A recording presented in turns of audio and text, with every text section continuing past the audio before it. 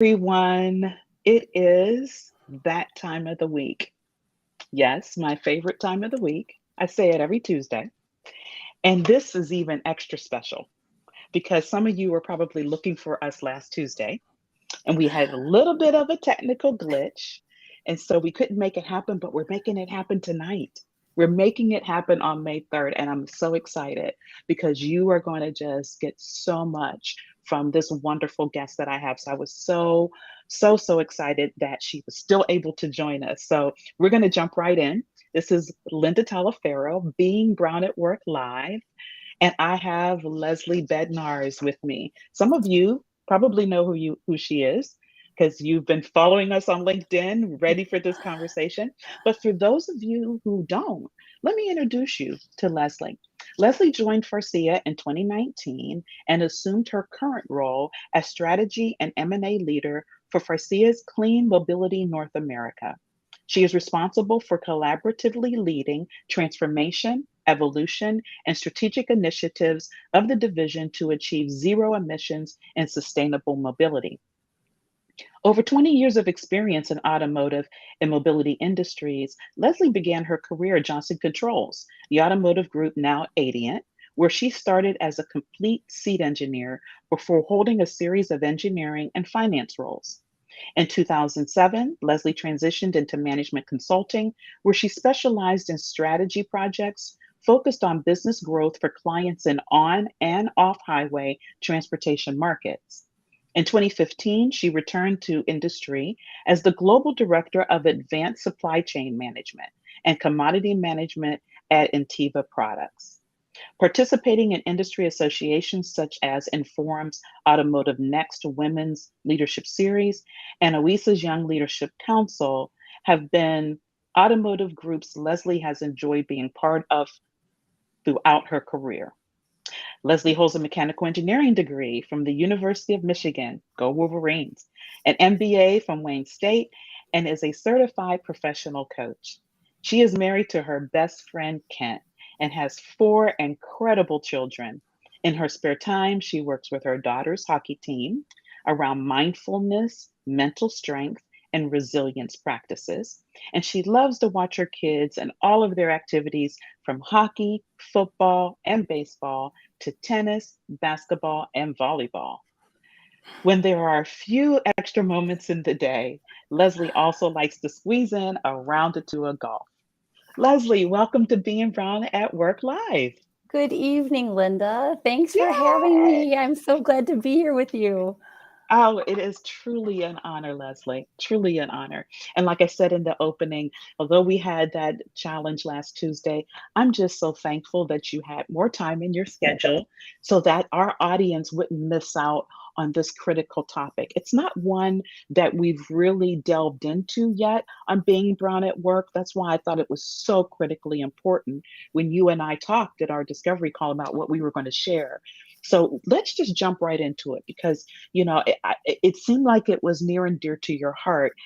And I know there's going to be so much value out of it.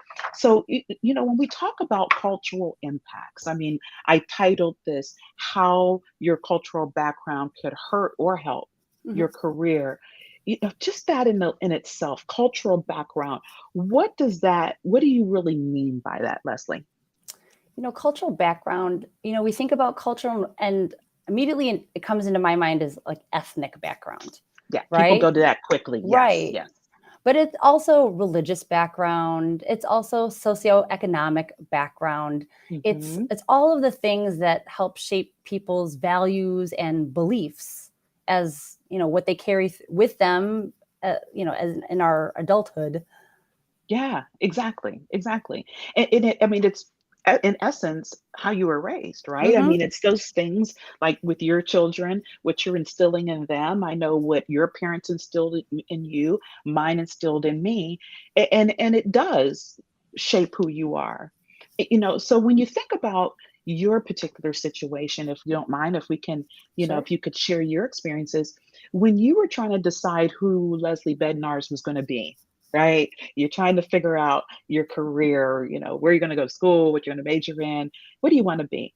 How did those cultural um, aspects of your life play a role in your choices? This is fun because I got to reflect back on, how did I end up where I am, right? So Yeah. my parents are Filipino immigrants. So I'm first Okay. generation. My sister and I are first generation born and raised here in the US. Ah, So that's key to understand.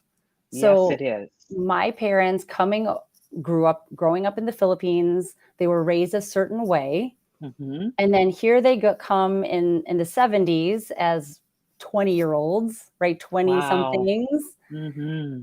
They come to a brand new country and they don't know the practices and behaviors and the mindset. They Right. they came with what they knew, and they came to the United States, and they came here independently. They were single and they met here. So now, Ah, yes, okay. Wow. yes. So Wow. so now they meet here, and then they get married here, and then they raise a family here in a culture and a background that they weren't themselves raised in. So they had to Yeah. learn to navigate. They had to learn to navigate, what are the societal rules, what is Mm-hmm. etiquette, and what is acceptable here. And Right. then raise their children, based on how they interpreted what their experiences were. Mm-hmm. So a lot of the culture that they knew growing up, they gave to us. And so, for instance, Asians tend to be, very much hierarchical, right? I grew Yes. up with that. Okay. And Okay. so it's respect your elders, respect authority, don't Mm-hmm. talk back. Even if you believe they're wrong, or maybe your authority Right. is wrong, you don't challenge that. Mm-hmm. Okay. And Okay. so that's, what I grew up knowing. And my parents were my mom was a nurse, and my dad had a Okay. mechanical engineering degree. Oh, okay. So that's what was modeled for me. That's what I knew. Mm-hmm. And so when I was thinking about what am I going to do with my career, in my mind, I'm like, okay, I have a front row seat to at least these two things. And the nursing model wasn't my jam. Okay. But I like the math and science. And so I continued to pursue that.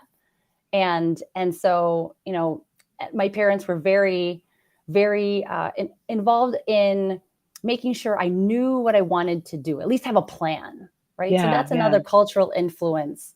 They didn't go so far as to say, dictate, you Mm-hmm. will be this, you will be a Okay. doctor, you will do this. But they say, you need to figure this out. You're gonna go to university. So it was always go to school.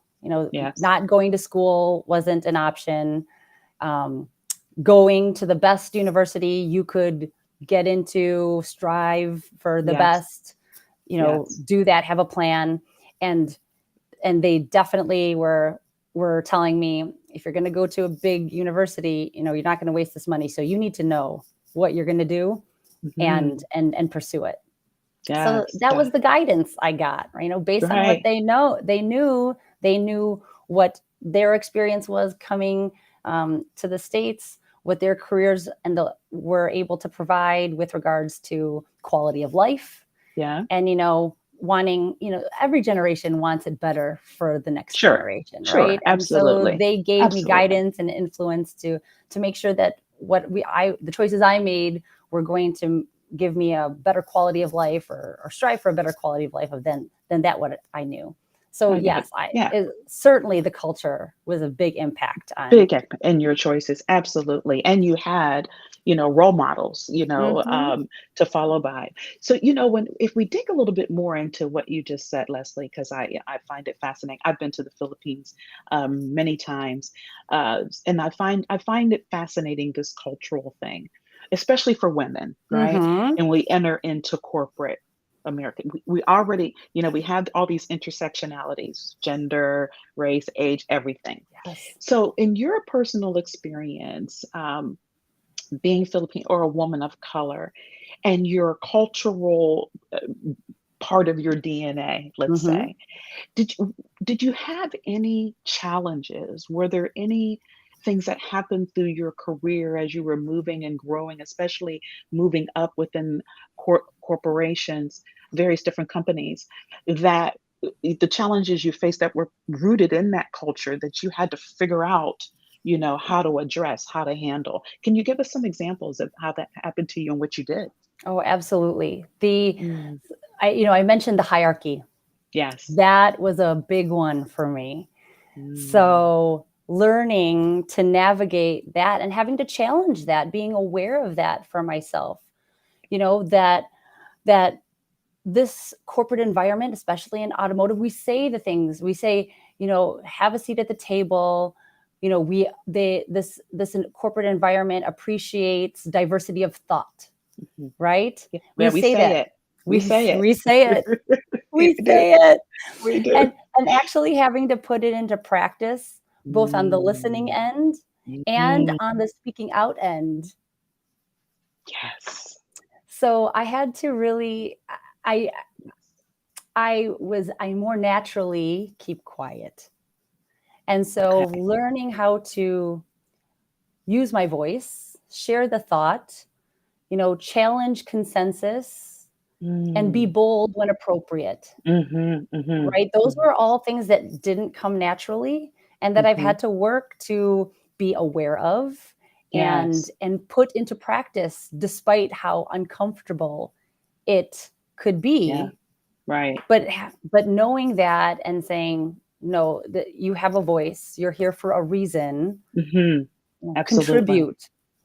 But that takes Yes. a lot of energy Oh my to think gosh. about and actually And to do. do, yes, Leslie. And and you and I were chatting before you went live a little bit. And when I work with my clients, I have this process I use called peel back, connect, and grow.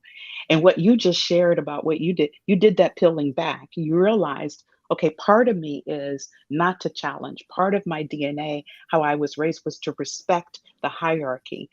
Yet I'm in corporate America, yet I have a career, yet I aspire to move up.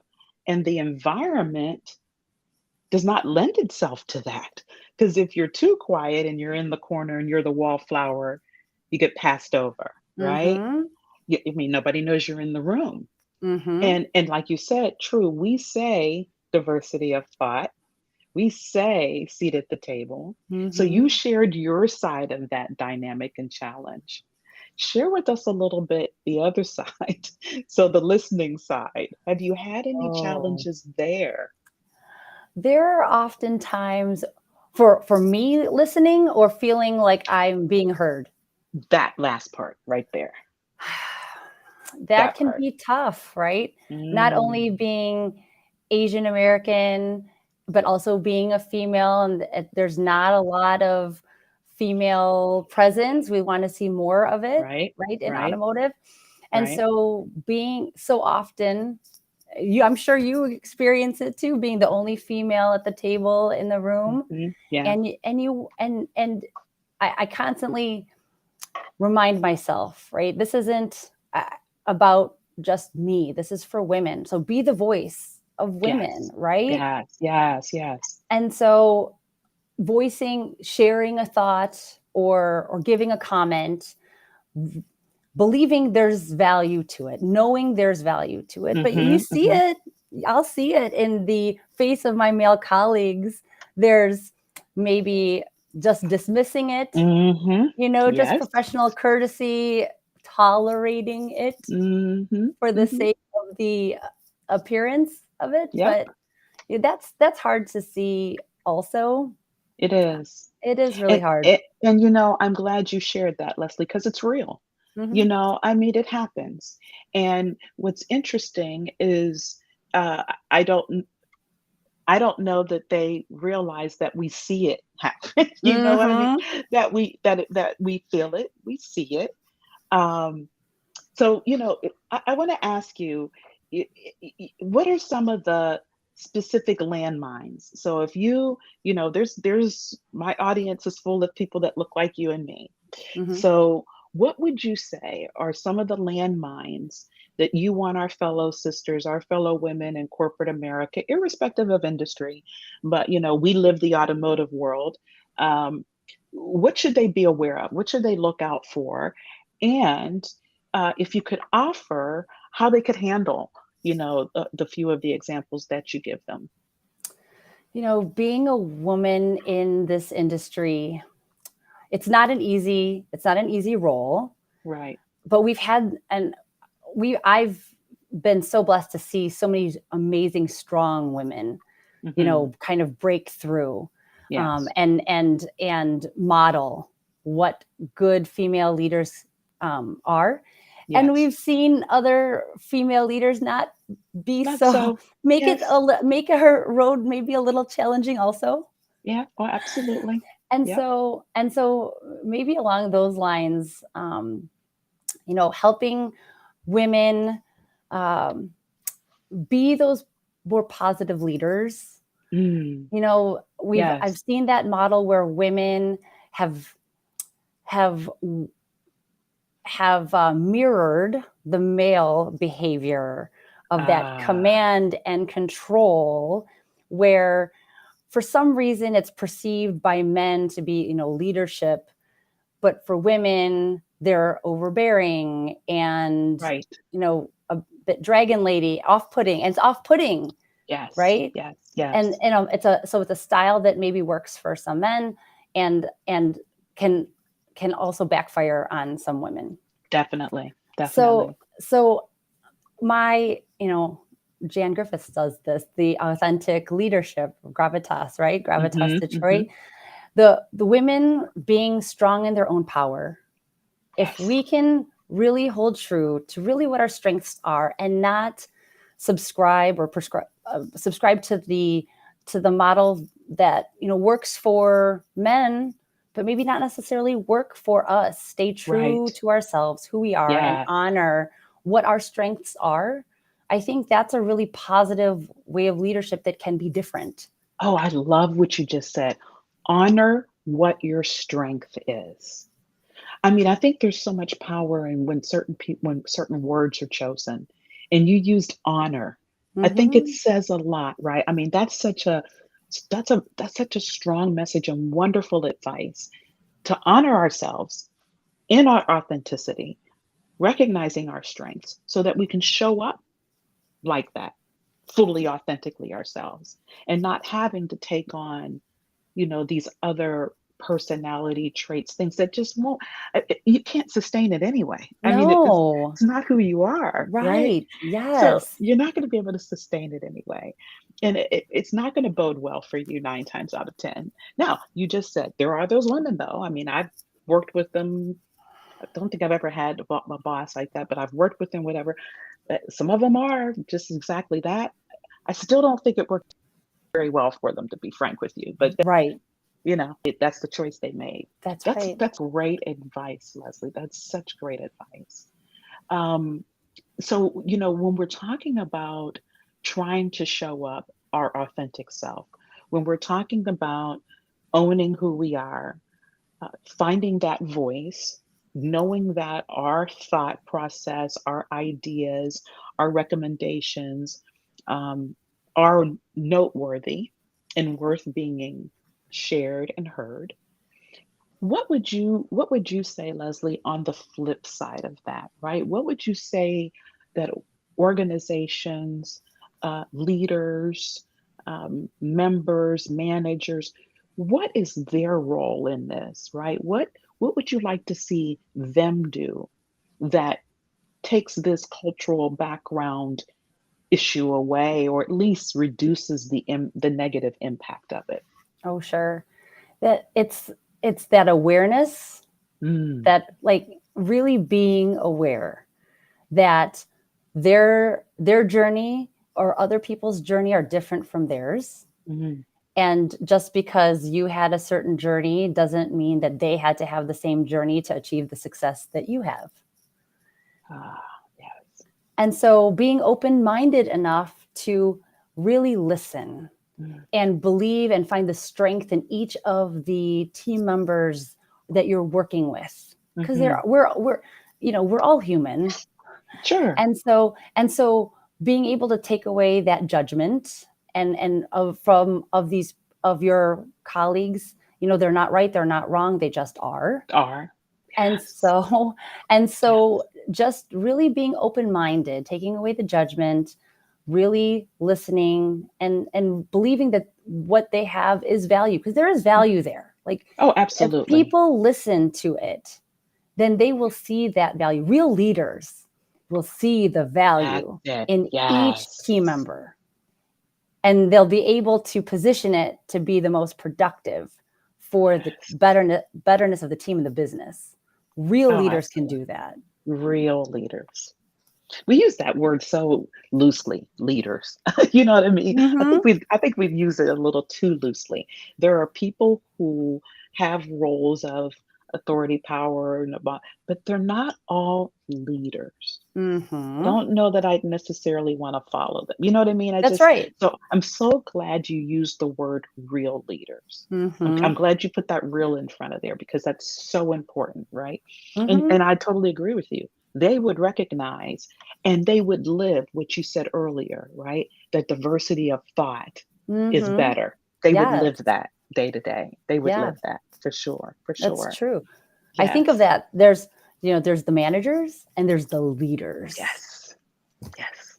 Yes. Managers. Managers, like the ones that manage tasks and try to manage people. You go do this, you go do that, rather than lead, inspire, motivate. Have a servant-based mentality, part of the servant-based mentality of it. All of that. That's leadership to I me. agree. I Yes. agree. I love that. So Leslie, as we get ready to wrap this up, when we've talked about so many wonderful things, and I'm so glad you shared, your parents' experience, and then coming to this country. It's just sounds like a wonderful love story that they both came and then they met. I mean, don't you think that they met in the U.S. They came with a purpose and a goal for themselves, Yes. and then they found each other. It just sounds wonderful, beautiful to me. So, as you were sharing that and some of the challenges that you've faced, if you were to put all of that together and we're talking to our audience now, and some of them, and it's irrespective of cultural background, right? I mean, it doesn't matter. Philippine, African American, Latina, it doesn't matter, right? We all have those same upbringings that have those nuances to them that shape who we are, and it impacts our professional lives. And as my audience know, I say this all the time: who you are personally is who you are professionally. 1,000%.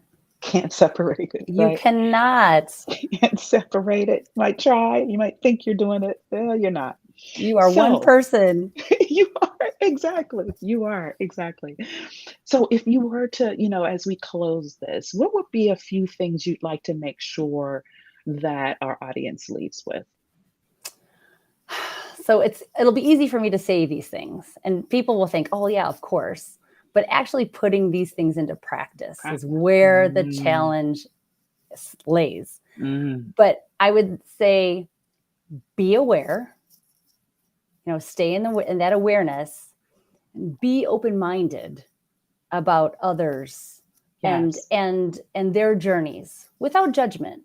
Just recognize that there are people that their journey is not like yours, and it doesn't mean that they're better or worse than you, Right. right? It's Right. just, Absolutely. be open-minded about their journey. Hmm. And then from that, don't be afraid to challenge your beliefs.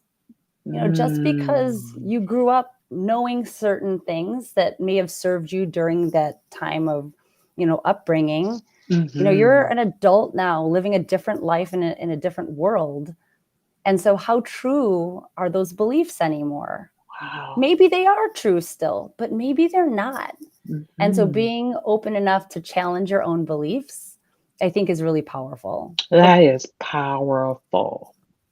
And that just supports what you said because it's scary, Mm-hmm. right? So the execution, the doing part of that is scary, Yep. especially when you question them and you're like, ooh, that's not Yes. working for me, right? Yes.